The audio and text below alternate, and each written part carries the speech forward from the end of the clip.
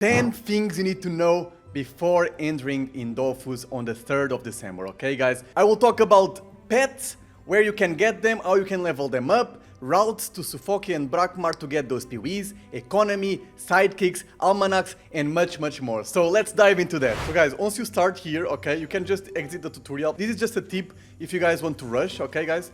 You can do just the first quest here with him, that you just need to come here quickly, and once you're done, you just deliver this quest, and then you want to go to Astrub, okay? Then you want to talk with the emissary, and then you just come to the left. With these, you'll gain 100 kamas, which will be enough, or even 150 kamas, which will be enough to get your passage to go to Sufokia. Also, if you already have done other type of quests, and if you have a bit more kamas, at least 300 kamas plus 50 kamas, so in total 350 kamas, you can also access Brakmar really easily through a boat in Sufoki. We'll check that out now, okay guys? So we just have to come here to this rogue passage. It's a secret place here, and you just talk with a Struben mercenary, find out why it's off limit, and offer to pay 50 kamas. Then you just want to click in here, and there will be a secret passage where you can go through, and then you'll have two options: either go to the Rogue Temple or to the Makna Village. You want to go to a Makna Village. After that, you get out of the sewers, and you want to go to the Heliotrop portal in here, on the position 4-40.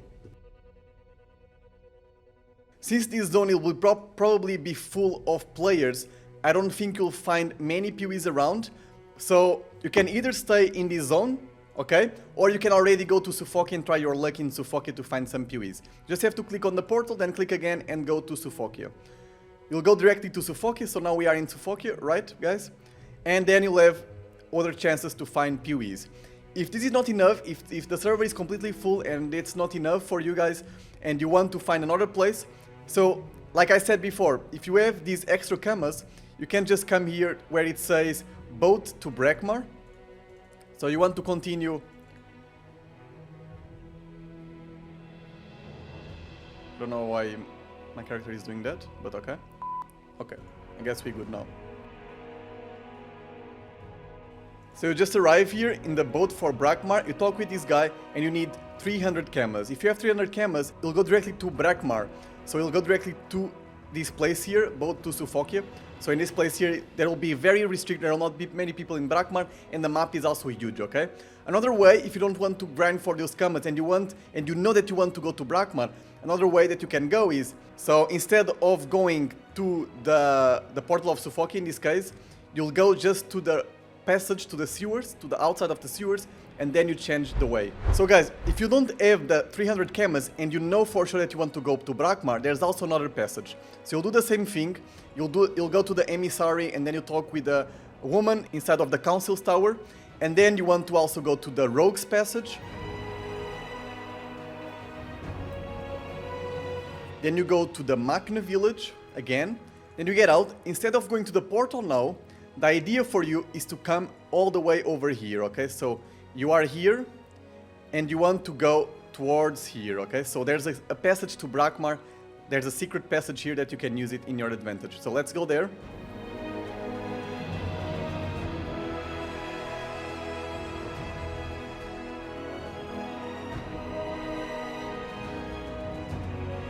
So you just got to the Zap, so you just want to go one more to the left, and then you enter this cavern here.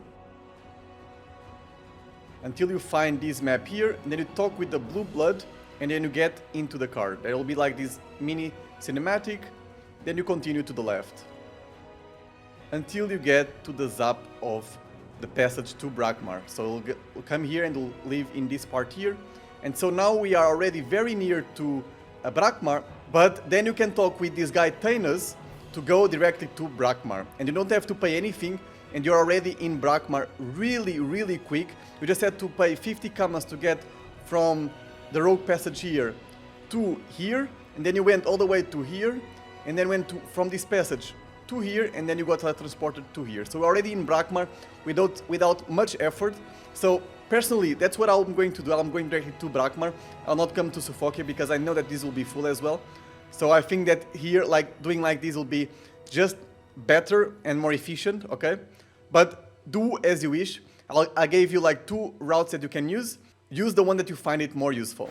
So let's go for the second tip that I really recommend you guys to do, is that use these things over here, okay? Either this one that will show you where the fight will be, so wherever you are in the map, it will show you always what will be the type of fight that you'll do. So if I fight against these PoEs here, the map will be like this, and the blue tiles will be where I can go and put my character and my team, and the red ones, it's where the enemies can appear when you start the fight, okay?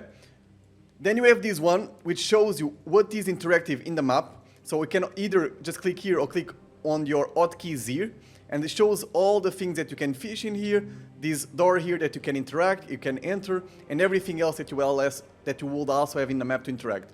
Then you have this one here. If you click W or double V here, or you just click here on the top left corner, it will appear all the monsters in the map. So in this case, it is appearing already like this group here.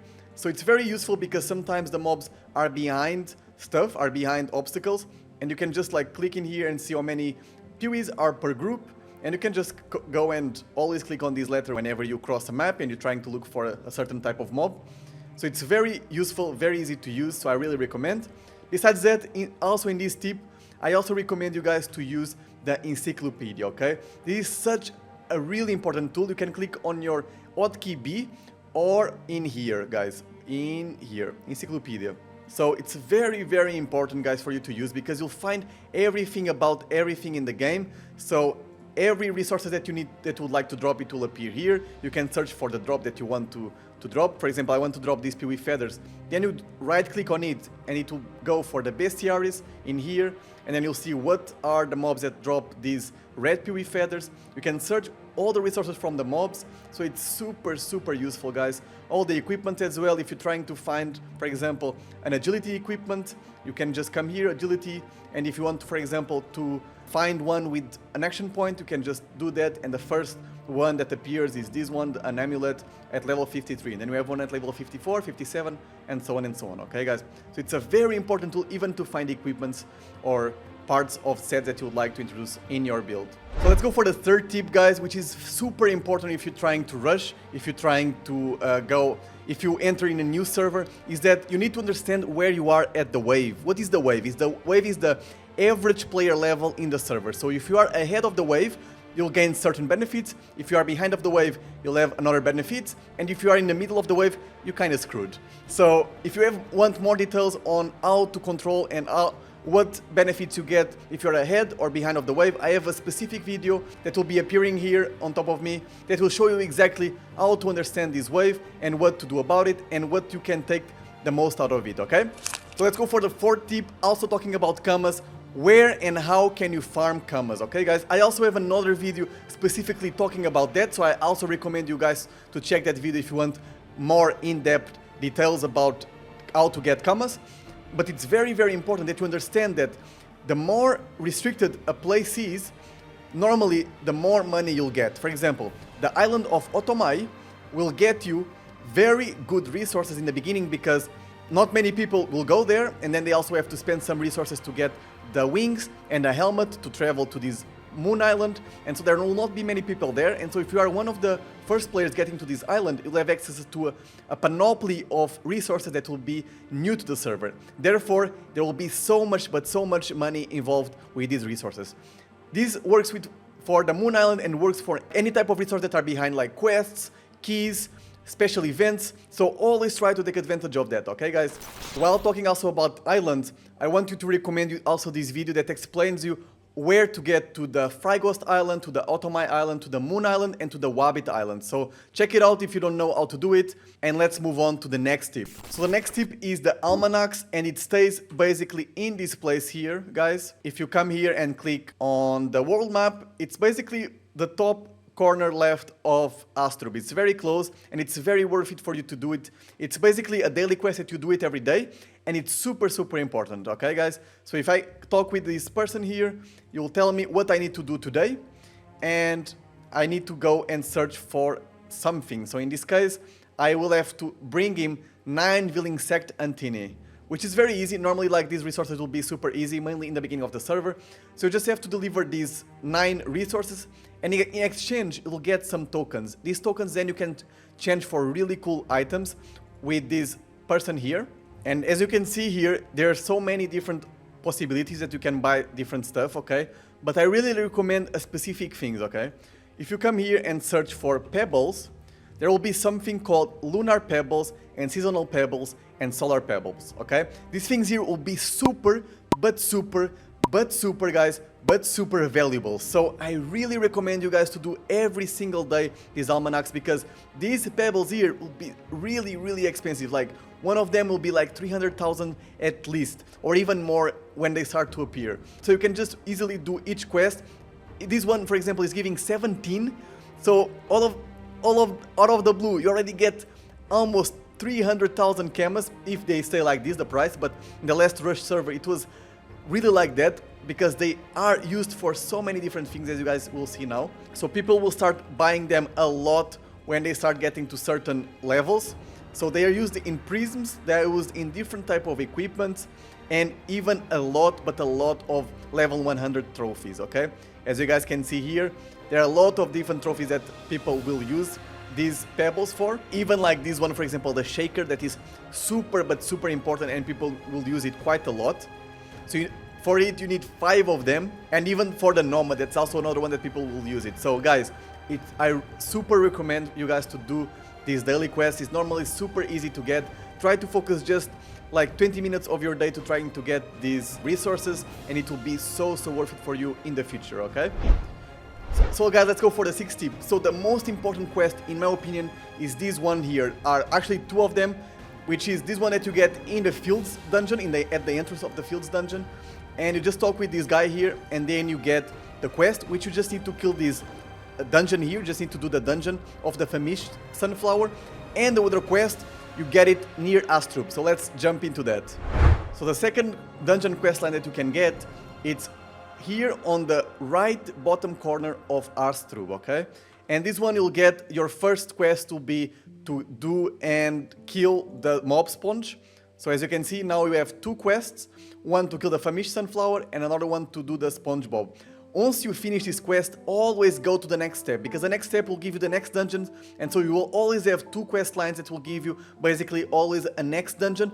So it's very useful, because this will always give you a lot of experience and a lot of kamas. So I really recommend you guys to always have these quests on, and always try to kind of follow the dungeons in this order, okay? Once you have a new dungeon to do, you can go, and you always have 2 choices between these 2 quest lines. So guys, now you'll be able to choose at level 30 between one of these 4 sidekicks, one of these 4 companions. So which one is the best for you? First of all, I do not like this one here, the Umbral guy, and this Firebug guy, because both of them will not really give you much tools for yourself. Like, this one could be a good tank, but it doesn't have any type of lifesteal, and so the Lumino can also do that. So the Lumino is your healing type of guy. It's super strong. It can also push enemies, and the damage is quite alright.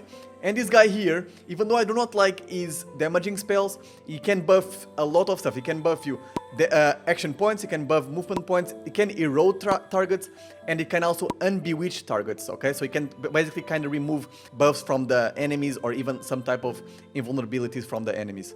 So both of them are super good.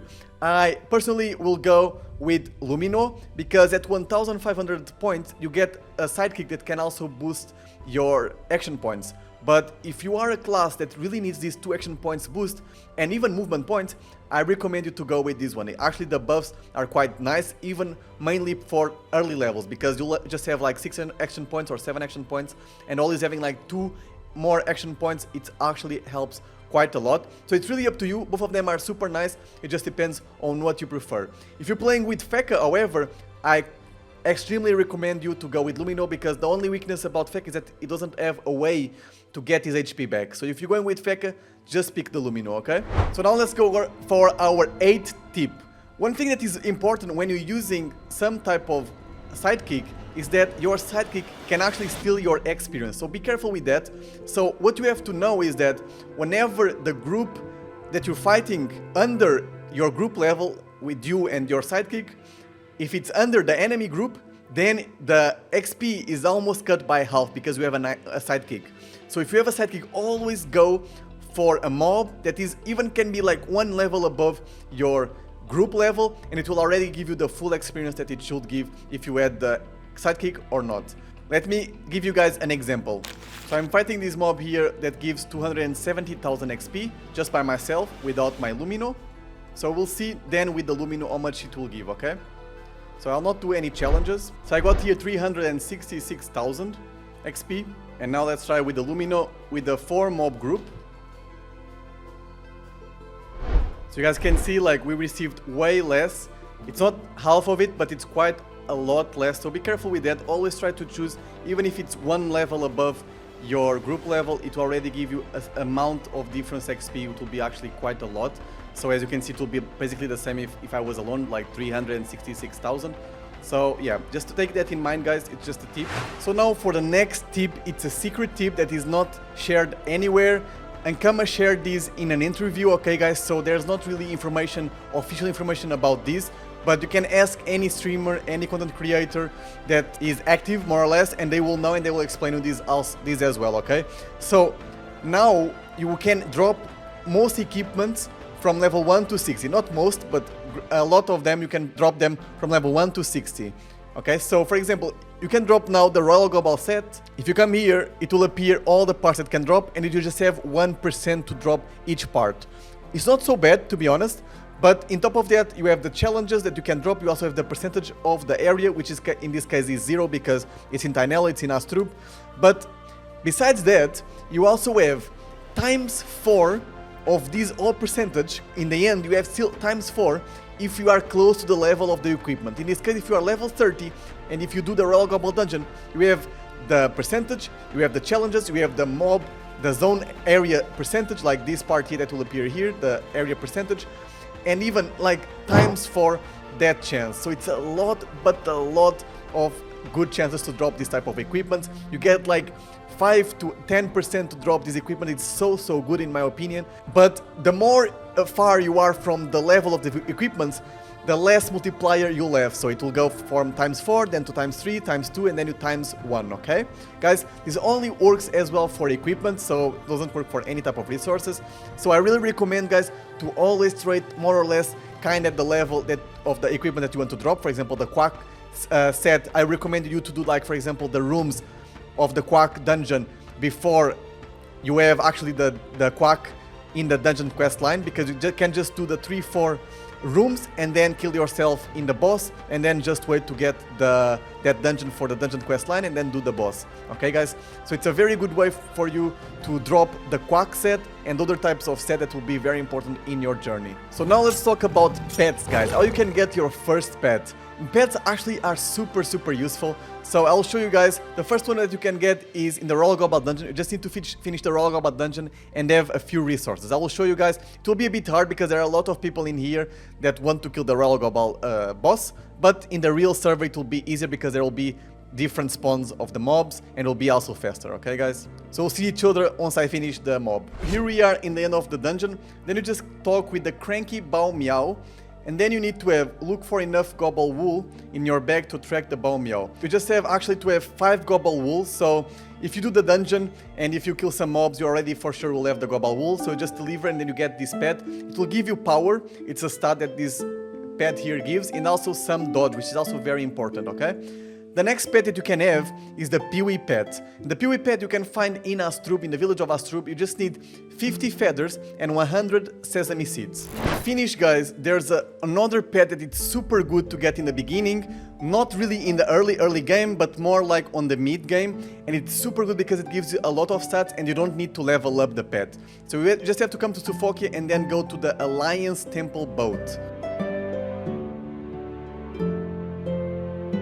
Then you just click on the boat and then you follow this road and then you'll be at the Alliance Temple. Here you can create your alliance as well and get another perks from Alliance. And here you can switch nuggets. You'll get nuggets. There most likely people think that you'll get 1 nugget per mob, and there's also another ways that you can get nuggets, but you can also buy them. If people are selling, you can also buy them. So normally these birds are a bit expensive, okay guys? They'll be super expensive. So they are 10,000 nuggets. So more or less count in spending like quite a lot in these birds, but if you have the kamas for it, it's super worth. They give 160 stats to one element, to one single element, and you don't need to level up. You don't need to worry about leveling them up. Also guys, if you want to level up your pets, your Peewee or your Bao Meow, I recommend you guys to buy 2 AP runes. They will cost more or less 30,000 each in the beginning of the server. So you just come here and buy, or you can just crush an item. So you'll just have to buy 1 of them, 2 of them, and if you buy 2 of them, they will actually, you need just to feed your pet, and then the pets will go actually to level 48, which is super good because they will give you already way more stats. So if you come here, feed, and then you come here with the AP runes, let's say that you just have 2, and then you'll go directly for level 28. So it's super strong. You can even, for example, get the purple Peewee or the pinky Peewee, and already level 48, you already get 1 more range with that pet. So it's super strong, guys. I really recommend you guys to do that. It's a good investment to just spend these extra 1,000 camas on it. So guys, this was everything for today. So there are way more tips that I could give you guys, but then it will be a super long video. But I have a lot of tips in different videos that I will leave now here floating on the screen. And I will also leave in the description all the videos and what do they have, so you guys can more or less just go there and check for yourselves, okay? Also guys, there's a new Ankama affiliation program, and so guys, I just need to have around 2,000 views per video, and they have 100 videos, so I have already the average of 2,000 views per video, and I'm already almost at 100 videos. So please guys, consider subscribing. It will help me a lot, because if I get to 10,000, I'll be able to host some events, give you guys, for example, some cosmetic items. I will be able to do a lot of stuff with the Ankama and bring you guys really good content, okay? So if you like my content, please subscribe, like my video, and see you next time.